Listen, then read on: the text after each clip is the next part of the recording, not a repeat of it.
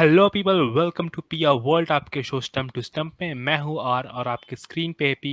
आज world cup का match India versus England, जो कि आज इंडिया अपसेट होते होते रह गई इंग्लैंड से। Right P? राइट। और आई थिंक इंडिया ने एक परफेक्ट रिवेंज लिया है।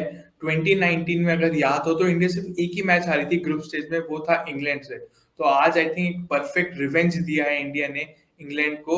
और एक बहुत ही डिफरेंट काइंड ऑफ मैच था इंडिया के लिए भी।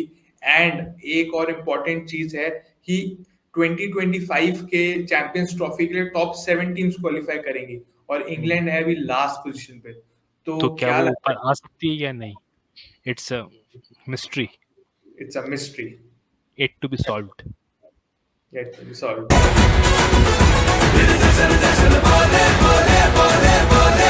तो इंडिया ने फर्स्ट बैटिंग की, जो कि अभी तक इंडिया चेस करते हुए आ रही थी, तो बहुत इंटरेस्टिंग होने वाला था मैच। लेकिन आई थिंक इंग्लैंड ने बहुत अच्छी बॉलिंग की थी इनिशियल ओवर्स में। और आई थिंक फर्स्ट 25 ओवर्स तक बिल्कुल चांस नहीं दिया इंडिया को कभी भी गेम के टॉप पे होने का।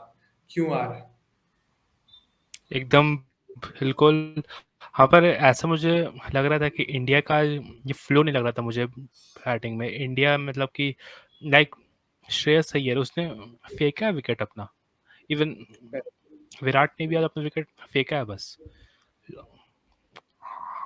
लाइक हाँ मुझे आई ऐसा लग रहा है थिंक कि इंडिया को अभी तक वर्ल्ड कप में इंडिया ने फर्स्ट बार नहीं किया है बैटिंग, इसलिए शायद ऐसा कुछ है। करेक्ट। आई थिंक यही यही एक चीज चेक करनी थी, क्योंकि अभी तक बहुत कंफर्टेबल सिचुएशन थी। इंडिया की बॉलिंग बहुत अच्छी थी, तो कम टारगेट्स थे, तो और रोहित शर्मा बहुत अच्छा स्टार्ट दे रहा था। लेकिन इस बार उल्टा हो गया।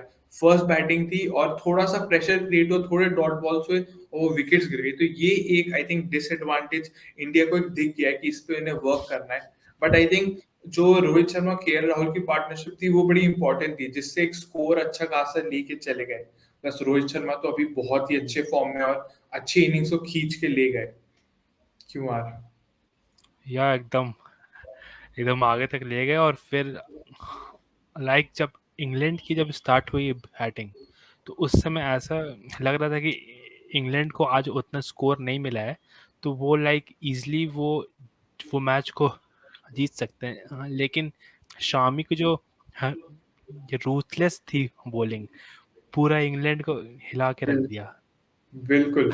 और आई थिंक स्पेशल मेंशन मैं देना चाहूंगा जब शामी स्टोक्स को बॉलिंग कर रहा था। मतलब उसने 10 बॉल्स उसे डाली और 9 बीट की उसे कंप्लीटली। और लास्ट बॉल पे तो क्या जबरदस्त बोल्ड मारा है। मतलब आई थिंक स्टोक्स खुद कंफ्यूज था, उसे खुद समझ नहीं आ रहा था क्या हुआ। और अगर लास्ट स्ट्रोक्स वाला एक्सेप्शन था वो पूरा। एक्सेप्शन तो, और आई थिंक तभी से एक हो गया था। मतलब वो बुमराह ने वो मोमेंटम क्रिएट कर दिया था।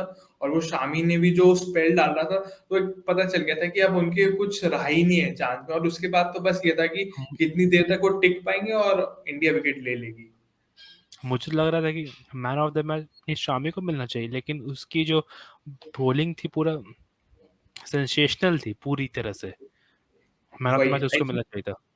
हाँ, मुझे भी लगता है मैन ऑफ द मैच मिलना चाहिए था। और इसमें आई थिंक हमें ये एक चीज रियलाइज हो गई कि अभी इंडियन बॉलिंग बहुत स्ट्रांग है और बहुत अच्छे वे में वर्क कर रही है। स्पेशली फास्ट बॉलर्स, आज सिराज उतना अच्छा वर्क नहीं किया, बट जनरली हमारे फास्ट बॉलर्स और स्पिनर्स बड़ा अच्छा कर रहे हैं, इकोनॉमी वाइज भी और विकेट टेकिंग वाइज भी। तो ये एक बहुत एडेड एडवांटेज है हमारे पास as compared to other teams. जी हाँ।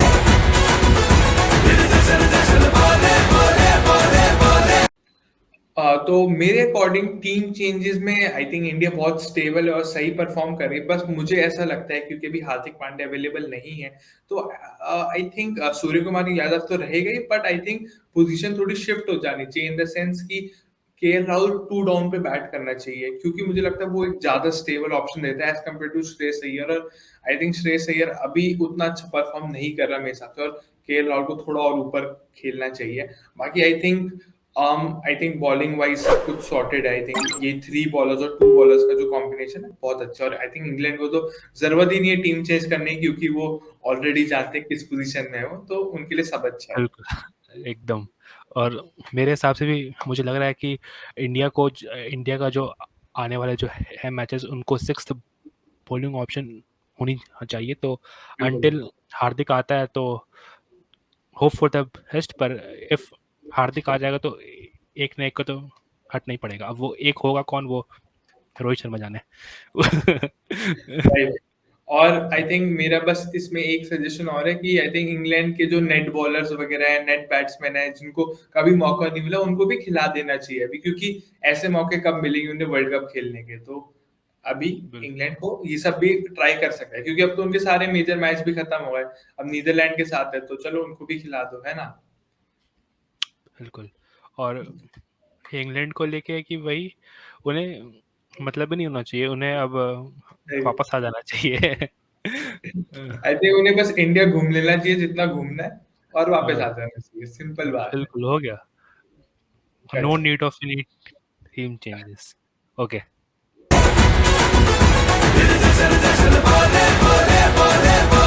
आज का क्वेश्चन ऑफ द डे ये है कि क्या इंडिया को 3 स्पिनर्स के साथ जाना चाहिए कि नहीं? क्या उन्हें अश्विन को भी एक ऑप्शन एज प्लेइंग 11 रखना चाहिए कि नहीं? क्या लगता है यार? मुझे लगता है कि ऐसा नहीं होना चाहिए। लाइक जो अभी इंग्लैंड के साथ हुआ मैच जो लखनऊ में था, वहाँ पे वो थोड़ा स्पिनिंग था, तो अगर हाँ मुझे उम्मीद था कि वो अश्विन वहाँ पे आ सकता था, लेकिन हम उसको रखे नहीं। तो अब मुझे लगता नहीं कि अश्विन को अब ये मतलब आना चाहिए। हाँ, आई थिंक मुझे भी लगता है कि अभी जो जैसा कॉम्बिनेशन चल रहा है एकदम सही है, बट मुझे कभी कभार ऐसा लगता है कि ओपोनेंट की मिडिल ओवर्स में बहुत स्लो हो जाता है, और अगर स्पिनर्स एकदम बांध के रख दे तो बैट्समैन बिल्कुल रन नहीं बनाते, स्पेशली बहुत जो आउट ऑफ सब कॉन्टिनेंट टीम्स है उन्होंने उतना खेला नहीं है। तो आई थिंक प्रेशर क्रिएट हो सकता है, बट आई थिंक हमारे फास्ट बॉलर्स ही इतना अच्छा परफॉर्म कर रहे हैं कि अभी जरूरत नहीं है। बट आई थिंक मुझे लगता है सेमीफाइनल या फाइनल में अगर इंडिया पहुंचती है, तो ऐसे एक रिस्क या ऐसे एक्सपेरिमेंट ट्राई करना पड़ेगा इंडिया को, थोड़ा एज लेने के लिए। आपको जो लाइक आंसर मुझे लगता है प्लीज कमेंट करके कमेंट करिए।